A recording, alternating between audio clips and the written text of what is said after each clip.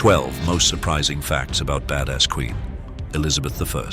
She ascended the throne in 1558 and is celebrated as one of the greatest monarchs in English history. But today, you're going to get a different perspective. What if the young Elizabeth I was almost executed by her own sister? What about a teenage girl haunted by the disturbing harassment of her perverse stepfather? A virgin queen entangled in forbidden romances with black, decaying teeth from too much sugar? And what if, despite her virgin queen image, she ruled with an iron fist, even orchestrating the death of her own cousin? This isn't the sanitized history you usually hear. These are the 12 most surprising truths about Queen Elizabeth I. Untold stories that will reveal a far more complex and, frankly, a true badass monarch. 1. The obsessive relationship with her stepfather and its impact on her life. Elizabeth I's life, no matter how brilliant it later became, began with a deep psychological scar. After King Henry VIII's death, Elizabeth's last stepmother, Catherine Parr, remarried Thomas Seymour in 1547. Thomas Seymour wasn't just Jane Seymour's brother, King Edward VI's mother, but also an ambitious and dangerous man. And it was here that a shadow began to fall over Elizabeth. Her new stepfather, Thomas Seymour, engaged in disturbing, frightening behaviors with the young Elizabeth, who was then only 14 years old. He would frequently tickle her and even casually walk into her room while she was undressed. Can you imagine the humiliation and fear a teenage girl, going through puberty, must have felt facing such intrusive acts? Catherine Parr, a wise and strong woman, eventually found out. Despite her anger and disappointment, she acted decisively to end the situation, sending Elizabeth away to separate the two. However, scandalous rumors still spread throughout the court, with some even morbidly claiming Elizabeth had become pregnant with Seymour's child. While this wasn't true, the pressure and humiliation from these rumors certainly left a deep mark on the young princess's mind. Modern scholars today speculate that this very predatory relationship, the trauma from Seymour's actions, may have planted the seed for Elizabeth's later decision never to marry. Could that haunting memory be the reason why she, who was said to be married to her country, refused all real romantic relationships, despite some secret loves? Did a past emotional wound truly shape the destiny of the Virgin Queen? 2. The controlling queen and her terrifying temper. The image of good Queen Bess is often associated with benevolence, but a less talked about aspect was her controlling nature and her terrifying outbursts of anger. Elizabeth I expected absolute deference from her courtiers and servants, and she did not hesitate to unleash her fury if her will was defied. Her famous vanity, already evident in her demands that her ladies-in-waiting dress more simply, also made it difficult for many potential suitors to pursue marriage under her watchful eye. Not only that, many of Elizabeth's ladies-in-waiting suffered scorn and even abuse when they secretly married the ones they loved without the Queen's permission. A prime example of this ruthlessness is the case of Mary Shelton, the Queen's second cousin. When Mary secretly married John Scudamore, Elizabeth flew into a rage, hitting Mary's hand with a hairbrush so hard that she broke her finger. Can you imagine that scene? A powerful queen with a cold stare, delivering such a painful blow just because of a secret marriage. This was not just an act of control, but a horrifying display of power. So what was the cause of these rages? Was it a mixture of an innate personality, the immense pressure of a woman having to rule in a man's world, or a consequence of the childhood traumas we just discussed in the first truth? Some historians suggest this was her way of maintaining her queenly image and her independence in a society still full of prejudices against female leaders. But was being so cruel as to physically injure a close relative an acceptable way to rule, or merely an expression of an autocratic personality? 3. The Virgin Queen with secret loves and ruthlessness. Despite being given the nickname the Virgin Queen and famously declaring, "I will have but one mistress and no master here," meaning she would only be mistress of her country, not ruled by any man, Elizabeth was rumored to have many secret lovers. One of her most famous lovers, and perhaps the greatest love of her life, was Robert Dudley, the Earl of Leicester. He was a close friend and trusted advisor to the Queen for decades. Their bond was so deep that many scholars believe Dudley was truly the love of her life. However, Elizabeth rejected all marriage proposals, both from foreign kings and dukes, only to witness Dudley marry another woman. Yet, even when Dudley's wife died, Elizabeth still resolutely refused to marry him, perhaps to maintain her virgin queen image and preserve her power. Elizabeth also maintained flirtatious relationships with many other figures, such as the Duke of Anjou, a potential suitor, Sir Walter Raleigh and Thomas Heneage. Even in her old age, she didn't hesitate to display her flirtatiousness. Towards the end of her reign, a man 33 years younger than her, Robert Devereux, Robert Dudley's stepson, quickly gained her favour, causing a stir throughout the court. But this relationship ended in tragedy. Devereux, ambitious and arrogant, eventually rebelled against the Queen, and Elizabeth, though perhaps she once loved him deeply, did not hesitate to end everything by beheading him. This is a chilling and tragic detail. It not only reveals Elizabeth's moral and psychological complexity, but also demonstrates her ruthlessness and decisiveness when it was necessary to protect her reign. Was it love or simply a game of power that Elizabeth I used to maintain her position? And once someone threatened that position, even the most beloved person, did they have to pay with their life? 4. Queen Elizabeth I swore like a sailor. When we think of a great English queen, we usually imagine formality, etiquette, and refined language. But Elizabeth, I broke all those molds. Despite being known as the Virgin Queen or Good Queen Bess, Elizabeth didn't care about what she said. Can you believe it? Queen Elizabeth I frequently swore like a sailor. Perhaps she learned this habit from her famous father, King Henry VIII, who was also notorious for his coarse language. The image of a queen radiant in splendid attire, wearing elaborate wigs but uttering vulgarities, must have surprised many. This is an unexpected aspect, completely contrary to the dignified image of a queen. Some historians suggest this might have been a strategy for Elizabeth to assert her power, defiance, and manly capability in a society that still looked down on female leaders. Was this her way of fitting in with male courtiers, or simply a personal habit she didn't bother to hide? This shows that she was not just a political leader, but also a deeply human individual with her own imperfections. 5. Secret love for her executed mother, Anne Boleyn.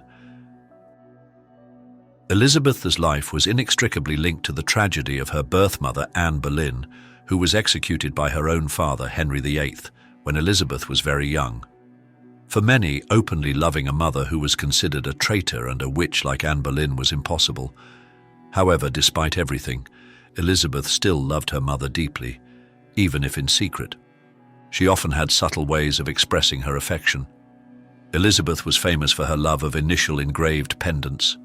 Notably, many of her favorite pendants bore her mother's initials, the letter A for Anne, the letter B perhaps for Boleyn, and AB.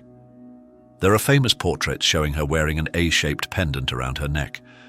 Later, as queen, she always wore a locket with her mother's image inside, an act of remembrance and deep affection that no one could deny. Not only that, she also bestowed many important titles and positions on those who were beloved by her mother during her lifetime. This was clearly not a mere coincidence. This detail provides a deeply emotional glimpse into Elizabeth, a small girl carrying the pain of losing her mother and the loneliness of having to conceal that love.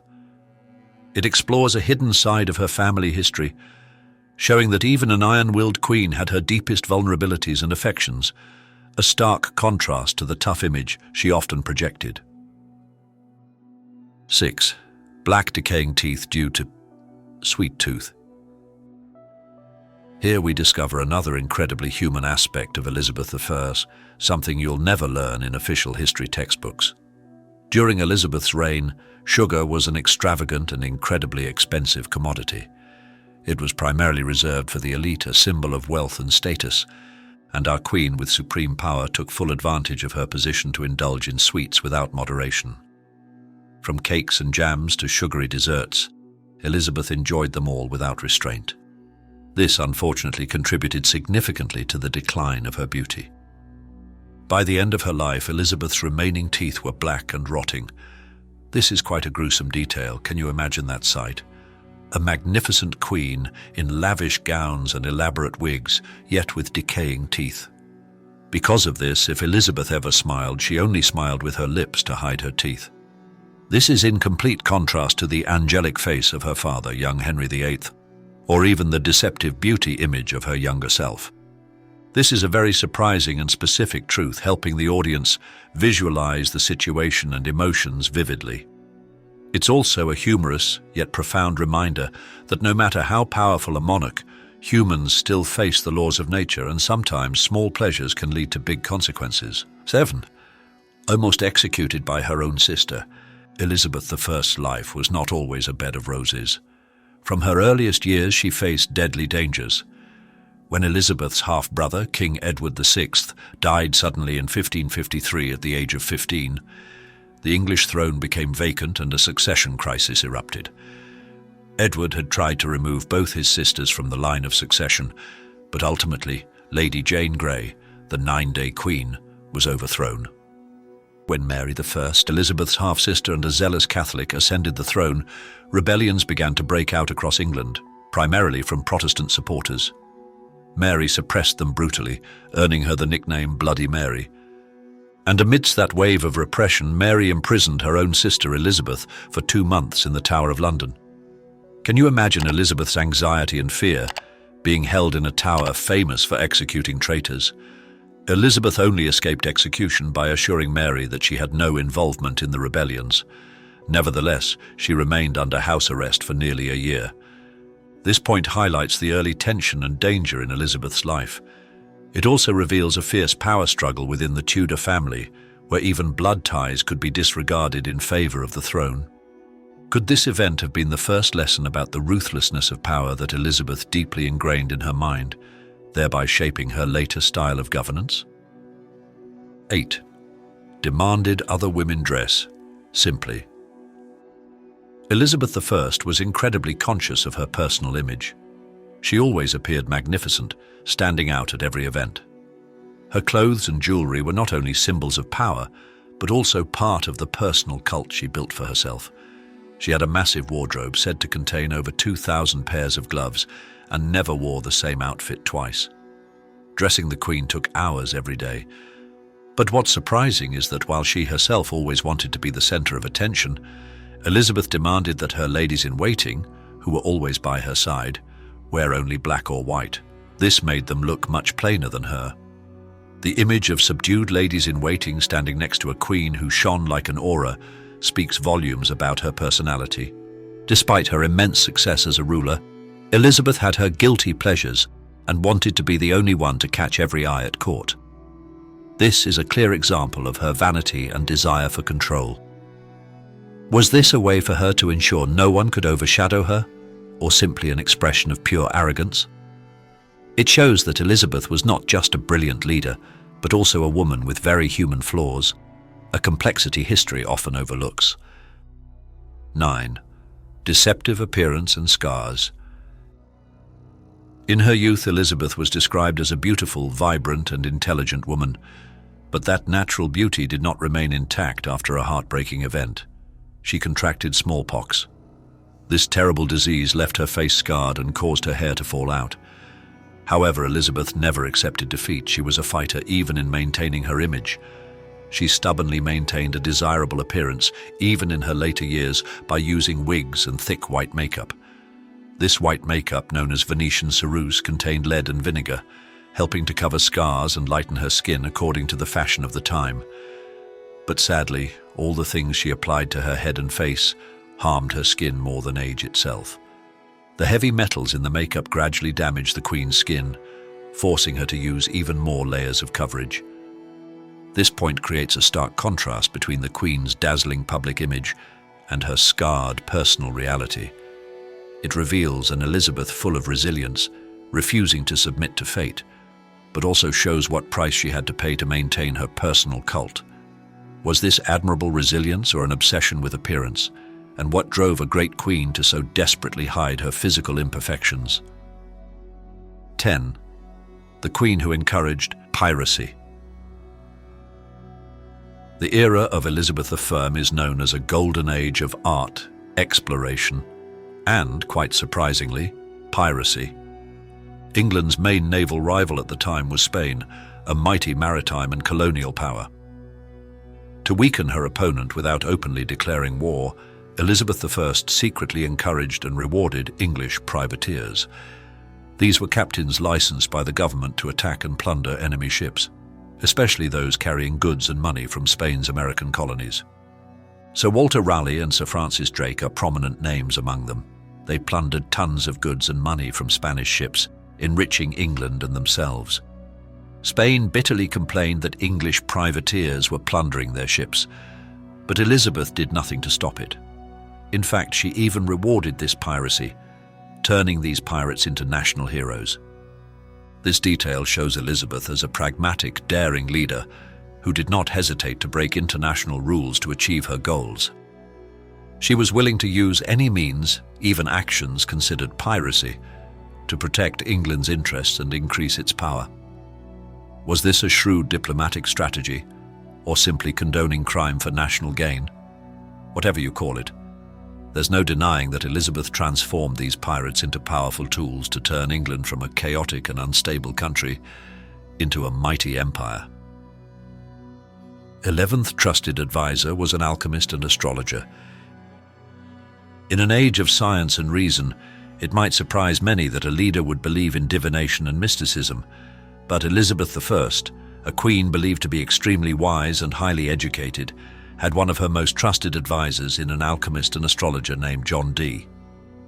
Dr. Dee, or John Dee, was one of the most respected scientists in the Elizabethan world. He was not only a mathematician and scientist, but also an alchemist, and especially an astrologer. Elizabeth frequently sought his advice on many matters, from important political decisions to personal issues. Interestingly, Dee was also a strong proponent of Elizabeth's imperial policy, firmly believing that England's future lay in North America. He also had a particular interest in mysticism and worked with Edward Kelly, who claimed he could communicate with angels. Some historians even suggest that Dee was the inspiration for the character of Prospero in William Shakespeare's play, The Tempest. This detail provides a unique insight into Elizabeth's curiosity and beliefs, as well as the people she trusted and relied upon. Was believing in alchemy and astrology a weakness, or simply a common aspect of science and knowledge at the time? It shows Elizabeth was not only a pragmatic leader, but also a person with beliefs that went beyond conventional frameworks, a blend of rationality and the mysterious. 12th, spy network and the execution of Mary, Queen of Scots. Having ascended the throne under uncertain circumstances, especially after a series of turbulent and dangerous events from Edward VI's death to Mary I's reign, Elizabeth felt somewhat anxious about her power. Therefore, intelligence and national security were crucial to her, and to ensure that, she trusted a master spy, Sir Francis Walsingham. Walsingham was not only a fervent Protestant but also a genius in espionage and counter-espionage. He built an extensive spy network across the country, using complex ciphers to encrypt and decrypt correspondence, making him a 16th-century James Bond. Even more remarkably, Walsingham even tricked Mary into participating in this plot. By setting a trap and creating opportunities for Mary to send and receive secret letters related to the conspiracy, Walsingham gathered irrefutable evidence of Mary's threat to Elizabeth's throne. This plot was completely foiled, and the evidence obtained led to the execution of Mary, Queen of Scots. This was an incredibly difficult decision, but it also demonstrated Elizabeth's ruthlessness and cold political strategy. She did not hesitate to eliminate a threat, even if it was a relative, to protect her reign and the stability of England. This detail is not just a thrilling story of espionage and conspiracy, but also reveals Elizabeth I's powerful and ruthless storyteller side. She transformed herself into the toughest queen in England when facing threats. What do you think of Queen Elizabeth I after learning these facts? Was she a great leader or a bit too tough? Let us know in the comments below. Whether you view her as an outstanding leader or a somewhat tough woman, Elizabeth I was never a perfect queen, not a flawless icon. She was a complex woman, full of contradictions, yet her greatness and influence on English history are undeniable. One thing is certain, Elizabeth I permanently left her mark on history, transforming a chaotic nation into a mighty empire.